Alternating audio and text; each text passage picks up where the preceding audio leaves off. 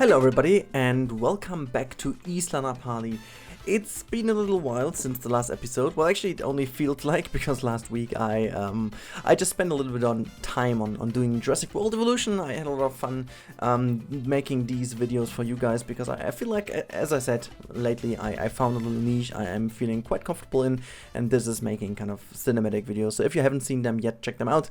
Gonna put them in the description down below, but that should be all about Jurassic World Evolution, since I don't want to bother you any longer with Jurassic World Evolution, because if you guys like it, you have already seen that. If you don't like it, you potentially haven't joined this video to hear about that one. So, as this is off my chest, let's talk about the new era of Planet Coaster, because we are in a completely new environment. We are finally here with the Theme Maker's Toolkit live, being actually in place. And recording this video, we are looking at footage I've recorded on Sunday in my live stream.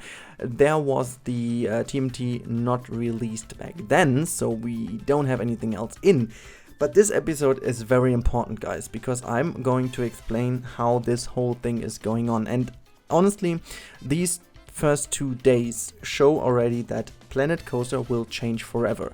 The Planet Coaster you have seen in the past 2 years will change entirely. I have kind of expected that, but I'm now kind of convinced that my guess was right. So it basically happens what happened to City Skylines, even though it's not going to happen that quickly and that heavily, since we are only able to import models and animatronics. But people will find a way to use them to the craziest things you can ever imagine. I do know a lot of crazy creations in Roller Coaster Tycoon 3 where you can't even tell that it is the game, and this will happen to Planet Coaster as well. It allows us, even though there are some requirements that need to be matched that kind of limit the amount of things you can do with it, which are necessary to keep the game kind of alive and make it not break. Because as I remember from Roller Coaster Tycoon 3 days, that, you know, at the beginning at least, a lot of things made the game break and crash, which actually made me leave Roller Coaster Tycoon 3. Actually, that's the reason why I wasn't that active in the community back then. So I was shifting to Minecraft and, you know, other creative games, because basically I was too lazy to spend my whole day fixing these crashes and restoring my save files. And yeah, so I'm happy that, you know, Planet Coaster didn't go that route with completely allowing mods or kind of opening it all up. But the Theme Maker's Toolkit is really a thing that will change the game, and I'm going to quickly explain why it is the case. And I think most of you will know it. Just for those people who are wondering what I'm even talking about, I'm just keeping that quite short. And by the way, in the background you see finally something new, but we're going to talk about this a little bit later in that episode, so please stick with me. Again, also I'm giving away a code of a random game for every person commenting below that video. I'm giving away a random game key. Not that fancy game, just a random key. If you want to have a random key, just make sure to comment. I'm gonna pick one of you guys, and then on Sunday, in Sunday's episode, I'm going to name the one who won, and you can just write me an email and I'm gonna send you through the DLC code, so before I forget it. But now back to the point of the TMT. So what we can do is basically we can import all objects, and now after the first few days you can already tell that these objects are gonna be amazing. So there are already quite some awesome things in. As I said, when this was recorded, I haven't had it at my hands because it was last Sunday, but talking to you right now, there are already over 60 items in the workshop, and let's say at least 60-70% of them are great. So we have like a broom, like a Harry Potter broom, which is looking like Nimbus 2000, made by Rudi, which looks amazing. We have amazing lockers already, which are looking absolutely gorgeous. We have rocks and, you know, different kind of stones with amazing textures. We have a whole set of new walls. We can set them as grid pieces. We can basically there are turnstiles available already.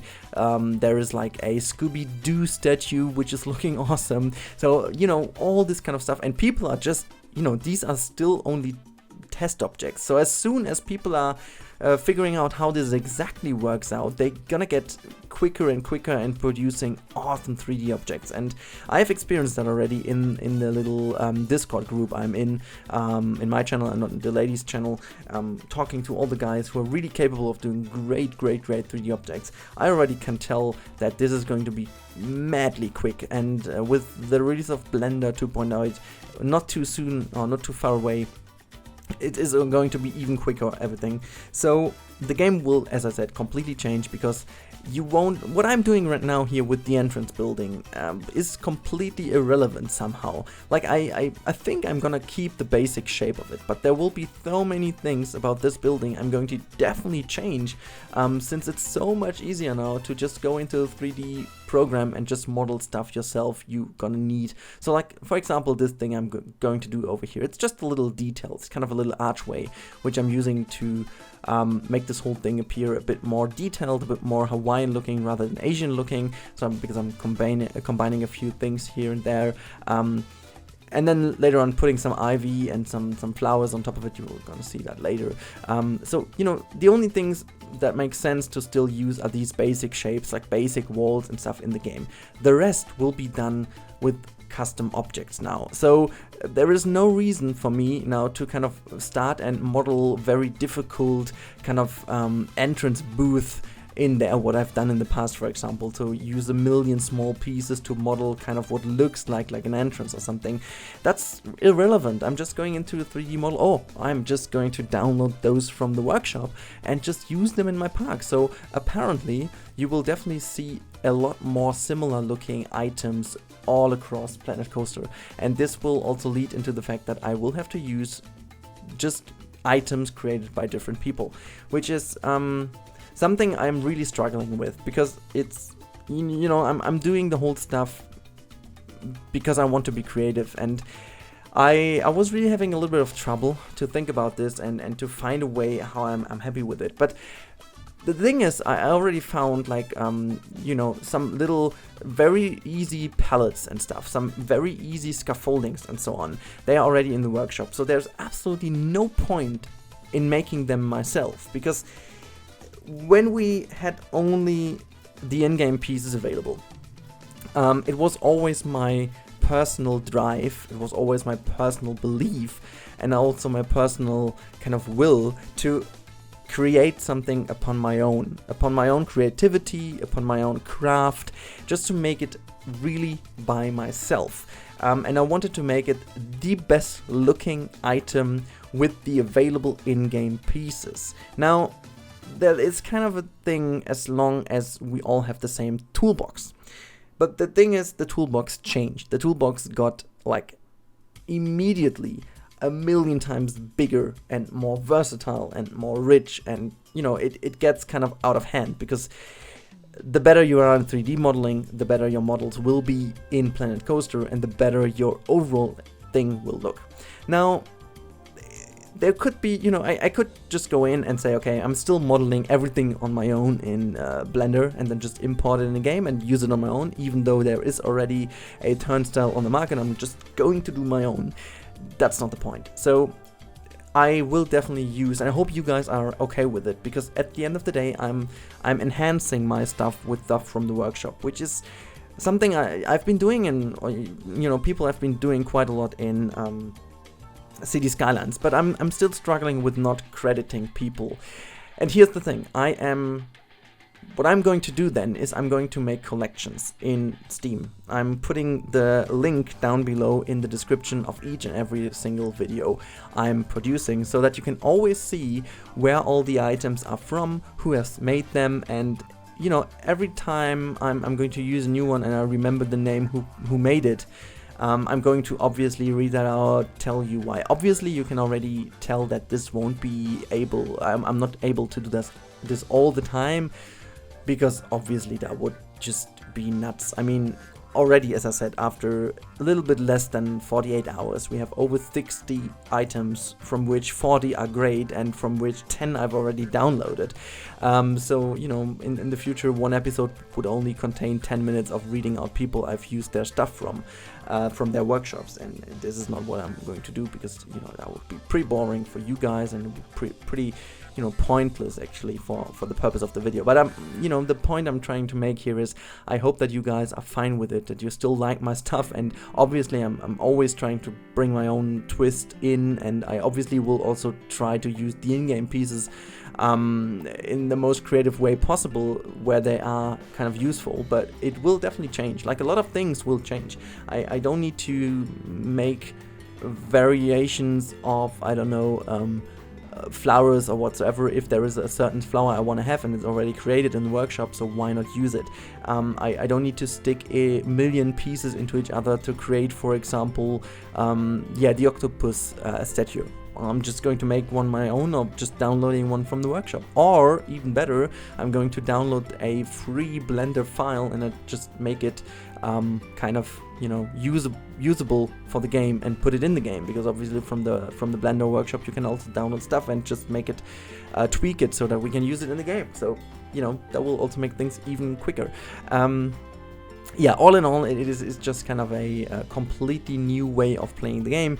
A lot of in-game pieces will get kind of redundant. A lot of in-game pieces won't ever be used again, since there is simply no need for them to be used any longer. We will definitely get a lot of things we haven't had so far. So, for example, the vending machines, you couldn't place them completely free in the area, and I believe that people already started to make vending machines on their own and just making them even as animatronic, so that kind of bottles kind of drop out of them or whatsoever. They won't be interactive. People won't get interactions with them as long as we don't stick anything else in there. But yeah, kind of the thing I'm doing over here, for example, is just a little bit over here. This may be still something I'm going to do in the future, since I'm completely happy with how that turned out. But in the end, I wanted to make kind of a Isla Napali logo on the front side of the building. And I quickly realized there is no point in doing this, because I'm just doing this in Blender. Or if any one of you wants to make a great Isla Napali logo, please go ahead, because I won't have the time to do that until next week, since I first need to finish my first model, the wheelchair. I'm going wheelchair. Because I don't even know what I just said. There will be a video tomorrow out where I'm going to show you the process on this. It's already done. I just need to texture it and bring it into the game. So maybe if everything goes as planned, which obviously never does, but if it goes as planned, on Sunday you will see already the wheelchair in the game. So that at least is my little target here. Obviously I'm going to provide that for you guys into the workshop as well. This is what I'm working on, and then obviously from this day on I'm going to continue. So this will definitely lead to the fact that I will spend a lot more time in Blender doing stuff, which then I'll upload anyways. So I already saw that you guys are interested in these kind of time-lapse videos of Blender as well, so that's kind of cool. So you can basically see the whole process until the piece is in game. And yeah, just how it looks in game and how we can use it in the future. But yeah, all these kind of things. Obviously testing isn't done yet, so we still need to see how much these items do kind of change performance, or how they influence the performance in general. But I hope they won't do as much, because like as I said, the requirements Planet Coaster gave us to make the object able to be implemented into the game are kind of, they're not too crazy strict, but they're kind of strict, so that they won't, destroy the game, neither make the game crash, but also not make it awfully laggy, due to the fact that, I don't know, we are just using too many polys, because the objects are limited to 8,000 tris, which is still okay. It's still actually not too bad, but it's also not very crazy high poly. But though we are at least able to import 2K resolution textures, which is great, because that's awesome. That makes it really shiny and nice. But yeah, since the game does support 4K, that makes totally sense. But yeah, I'm just overly happy that we finally have the TMT, and I hope that this will bring us a lot more crazy things into the game. And obviously I'm trying to use it to the max, so I definitely will try out various items from the workshop. And you know, it's not the end. I can still use items from the workshop and kind of abuse them into a different usage, which will definitely gonna happen. This is, you know, that it's basically as an in-game piece, so why not use it for something else? But definitely the one thing that is going to end, and I think it's not really a bad thing at all. It's kind of something good. If there is something which is too difficult to make, so let's say, for example, my T-Rex statue or my elephant statues I made out of wood. This is something which is completely going to be irrelevant with my elephant. Okay, never mind. Sorry, it was just too easy. I needed to do that. But it's something which won't ever happen again. If I want to make a statue, I'm definitely gonna make this in Blender. It's faster, it's better looking, it's way better in terms of performance. So you know, at the end of the day, you would have like one piece rather than 4,000 pieces, and this is just incredibly great in terms of performance, and I feel like this is gonna be a huge change to Planet Coaster. Anyways, I think we talked a lot about this. I'm gonna make a dedicated video about this as well, but I am pretty sure that you guys were interested in this. But now let's take the last minute to actually talk about this entrance building real quick, because on Sunday it will be still about this entrance building, and I don't want to bore you too much with it, but I found it was a great opportunity to talk about the TMT first.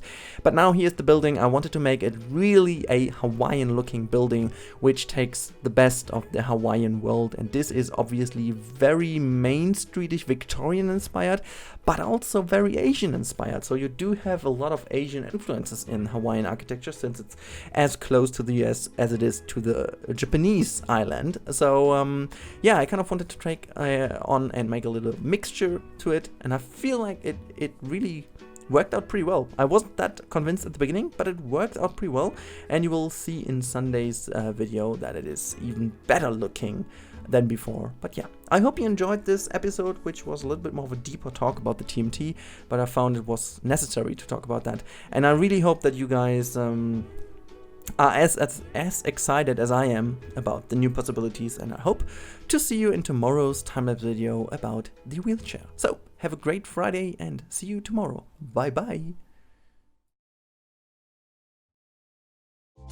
We should be hiding